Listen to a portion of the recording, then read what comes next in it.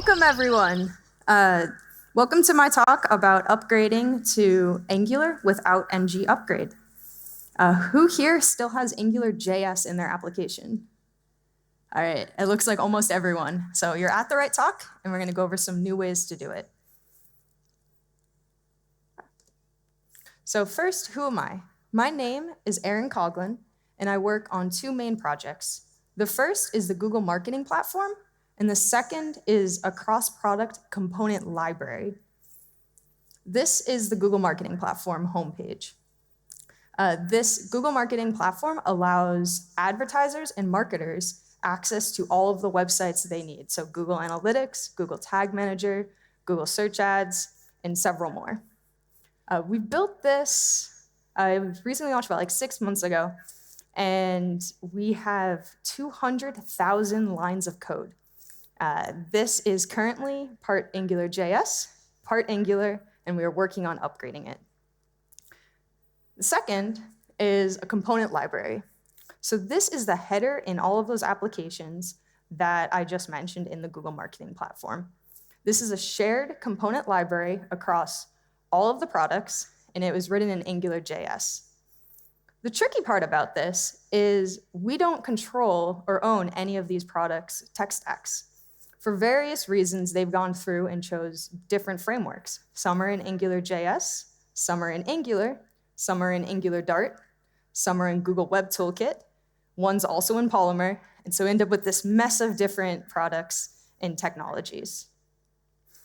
What we had to do with figuring out how we can use Angular while also keeping the interface with all of these products working and maintaining that same connection. My favorite part about this, and hopefully you'll see that throughout my talk, is that we're really trying to make it easy for customers to access their data, manage links between the data, and across all of these products, maintain a reusable experience for everyone. So first, migration to Angular. When they mentioned Angular came out, we were ecstatic. We couldn't wait to use it. It was faster, it was better, it was easier to develop on. We just wanted to do it now. And soon we started looking into it. So we got a little scared. We saw ngUpgrade. We saw that we couldn't convince this Angular Dart app to use ngUpgrade by any means. And we weren't really sure how we were going to get to this better state, how we can get to ecstatic, happy Angular framework where we're writing the code that we want to write and developing the features we want while maintaining and not breaking any of these other teams. So perhaps this is where you are. You have an entire AngularJS application. Maybe you've tried to go through, use ngUpgrade for parts of it, but you're still not all the way there. You're, in our case, like that little scared boy. And this is where we're going to get you to. So throughout this talk, I'm going to talk about a new strategy to upgrade to Angular without using that ngUpgrade that we were talking about.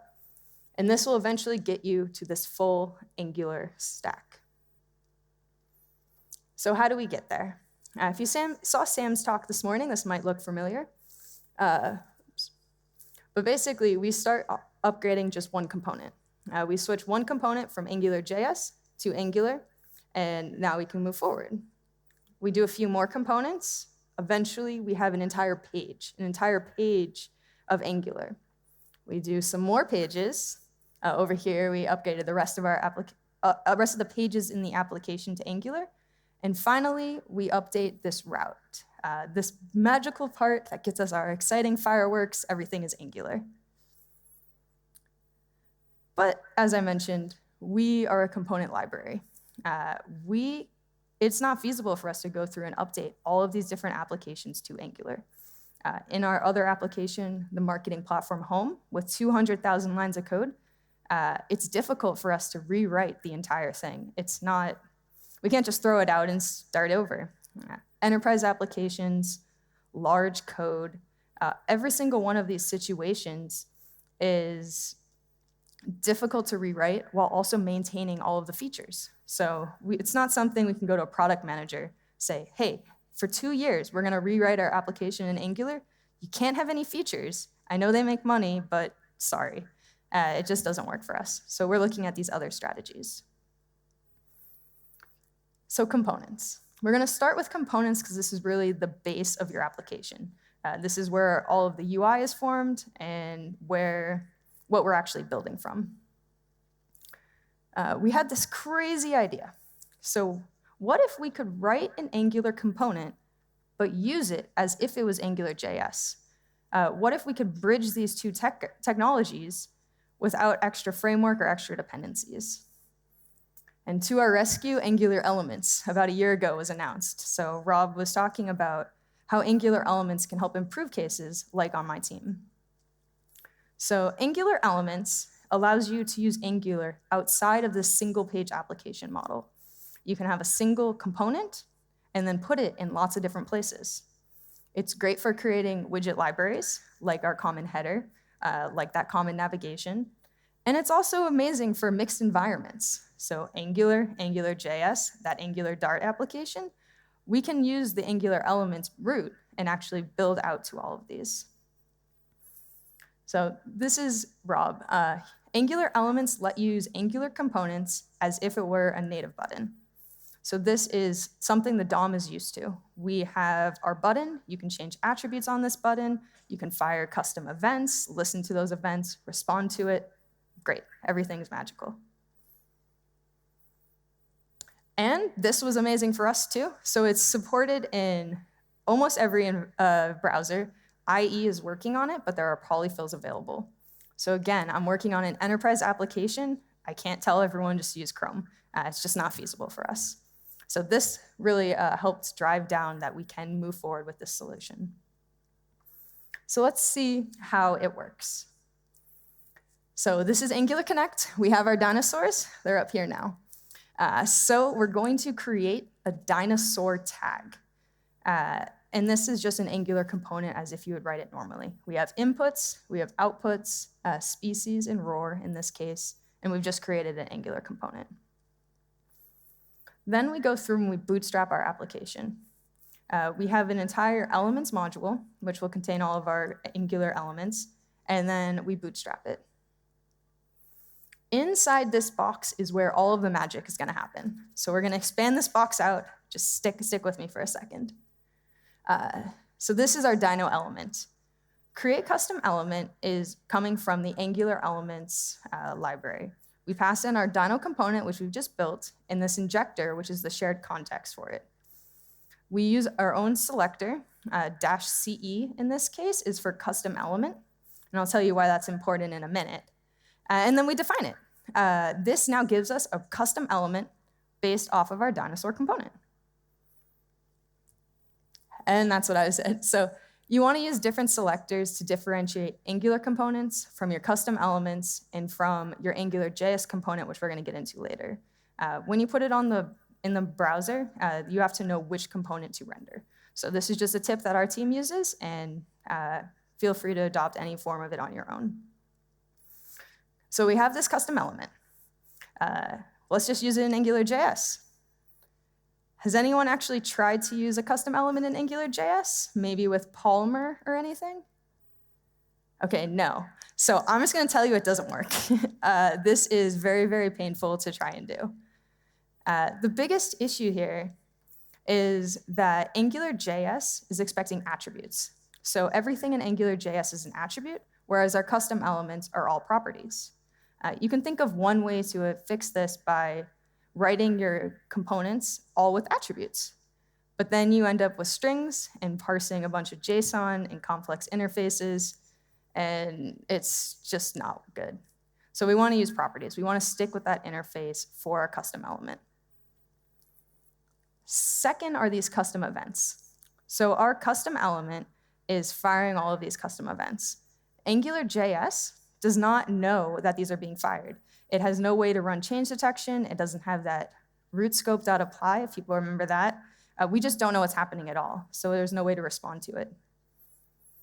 And triggering change detection back in Angular. So when I update those attributes, that it updates the property, and then it goes through and actually updates the inputs in Angular. So all of these, we have to figure out a way to overcome to use our custom element, use our Angular element inside AngularJS. So introducing, drum roll please, create ng1 wrapper. Yeah, there we go, there's a drum roll. So create ng1 wrapper. This was something I built to really make it easy for anyone else to use these custom elements in AngularJS. It's available on GitHub at my name and then create-ng1-wrapper, and you can check it out now. But what does this thing actually do? So create ng1 wrapper is the layer of communication between this custom element and AngularJS. So we need to find a way to bridge these properties, bridge these attributes. We need to create and destroy our AngularJS component. We need to also listen to those custom events, run change detection, get everything to update, and then have the browser going through it. And the whole goal of this is back to like my passion, where I just want to make it easy for everyone to use the same components. I want you to be able to upgrade your application with Angular elements, and I just want it to work. No extra work. You don't have to worry about all those problems I just told you about AngularJS and custom elements. So this is back to our code, where we created our custom element. We have our tag, and we defined it with the browser. The API for the create ng1 element looks like this. So all I go through and do is call create ng1 wrapper with the same element selector I used above, the same dyno component, and the same injector. So that same shared context between Angular and its components. And that's it. That will create an AngularJS component that you can use in AngularJS based off of all of the Angular elements and custom elements. The final piece of this is register it with an ng1 module. So ng1 module here is just created with angular.module. And the goal of this part is to make it so everything works the same as you would expect in AngularJS. We don't want you really to know that I am using Angular. All those other teams with that library, they can pretend it's still AngularJS. They don't have to know that I've upgraded all of my code and I get to use the cool new stuff, but they still have their Angular in there. Another piece of this, just for best practice, if you go along this route, you'll want to bundle all of your Angular elements in the same module. The goal of this is really to reduce like the download size. So if every single one of your custom elements or Angular elements is downloaded separately, you have n copies of Angular. With Ivy, that gets reduced a lot, but at least at the top level, bundling them together will reduce it. And this is what it looks like in the end. So for our AngularJS teams, for the teams in going through this upgrade, the code looks exactly like you would write it in AngularJS. So we have our selector, we have a bunch of things with $controller, where we're getting references for this input, for this output, and everything hooks up invisibly. And finally, the AngularJS controller. Again, we're creating this module up here, and then we have our input, our output, and we're done. So let's see how this works with a very small demo that I made of these dinosaurs. Okay. So this is an Angular dev server here. I have a Velociraptor, which has an input for the current dinosaur, and it has this drop-down, and inside this drop-down is, when I click on one, it has an output for it. So let's say I click on T-Rex, the drop-down updates to T-Rex. This isn't too cool. This is just an Angular component. This is an Angular server. This all works. This is the stuff you're used to. You go through code labs. That's not cool. What is cool is this other little server. So this is our AngularJS dev server. I started up another one and put our Angular custom element, or our Angular component into AngularJS. So I wrote out the data. We have our Stegosaurus. That is our best dinosaur right now. This is the same dropdown. So when I click on the dropdown, I see the same list of options that I did previously. If I click on the T-Rex, I set it up to have this alert. So it says, T-Rex says roar. So our T-Rex here, this is an output configured in AngularJS in this dev server, and it's just responding to those custom events that are being fired by Angular and by custom events. And finally, the dinosaur in our data, our input updates, and the T-Rex is again in the dropdown. So remove this. Cool. So that's just a very short preview of these two components working together. I have AngularJS. I've downgraded this Angular component, stuck it in my AngularJS application, and everything is just working exactly as I would expect. I didn't need ngUpgrade. I didn't have to install or dual bootstrap anything. And to that AngularJS application, there were 0 changes from the state before to the state after.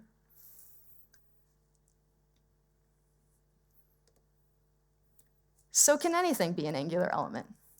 This is a question I get very frequently when I propose this solution. A lot of people think of Angular elements as something I just showed, as that little drop-down, as a button, as maybe some small complex logic. But I'm here to say most things can be an Angular element. The key here is something that I explain as black boxes. So black box, meaning that you own all of the data, you own all of the requests, you have inputs and outputs for the state, and everything is working together in this standalone application. So does this application work standalone? If you want it for an Angular element, perhaps an entire page, does that page work without any of the other pages in the application? Second, are there external dependencies in like the root? Do you depend on other things, for instance, a user or any keys or services set at the root? You'll want that second one to be no to keep this in this black box frame. So thinking of these as black boxes, we have 3 new requirements that we have to think of when designing our components. 1, declare all services. If you need a service, make sure you're declaring it, make sure you're responsible for fetching all of the data and getting everything that you need. Second is reading the application state. So if you need some kind of current application state, for instance, a current user, you'll want to use an input into your component to have that. So you basically want every state to be in this. Third, I guess, is updating the application state. When you need to update something, you need to have an output that shows it to you. A great example of this is route changes. So everyone comes to me after I give some talk like this, and they say, great, but how can I switch my router over? And the end result is you keep it with UI router, you keep it with that AngularJS router, you switch every page over to Angular, and then once all of the content and all of the services are rewritten in Angular, you then can switch over that root piece of the application. You can switch the route to whatever route you decide at that point. So on to services. We've gone over components. We've seen how we can use this create ng1 wrapper function to bridge the gap between custom elements and AngularJS. We see that the code looks the same as it was before. We don't need ngUpgrade. Now for services. Here's answer 1. So just rewrite it. You have to rewrite everything at some point. Just do it now. Unfortunately, this has the downside of behavior. So this works well if it's an HTTP-only request, if I'm not handling data, if I'm not managing any errors or anything like that, this seems fine. But as soon as a bug's filed, as soon as a feature request gets filed, these 2 services diverge. So instead, what my team did is we created what we're calling framework agnostic services. And this is just a normal JavaScript service. If I need to make an HTTP request, I just use window fetch. I fetch the data, I get it back, I return it. And then each of these other services, Angular and AngularJS, call into this framework agnostic one. They're able to have the exact same functionality, but then wrapped in 2 different frameworks. So here's an example. So I, again with the dinosaurs, have an excavate service where I want to dig for bones. So this service here is just fetching this bones data and then returning an ES6 promise. The ES6 promise and everything written in here, just plain browser technology. Like, we're not using anything special here. Now what we're doing is wrapping it. We're creating these adapters. So the first one on here is an Angular wrapped service. Most of our services in Angular are expecting observables. So we just do that small transformation from the ES6 promise to an observable, and then this service works the same across all of our application. AngularJS is a little bit more complicated. We're still using the same framework agnostic service, we call dig, and then you see this root scope.apply, the thing you're never supposed to write in AngularJS. Well, the problem with this is previously we had the $HTTP service. This service kept track of outgoing and incoming requests for all of those HTTP requests. And every single time one was returned, it ran a root scope.apply and updated your entire application. Since we're basically not using AngularJS for this, we're now responsible for this wrapping. So you have this extra line in here. My team for this, because we were afraid people were going to forget it, we actually created just a single wrapper service, and it just always ran root scope.apply at the end. Made it a little bit easier moving forward. So what have we accomplished so far?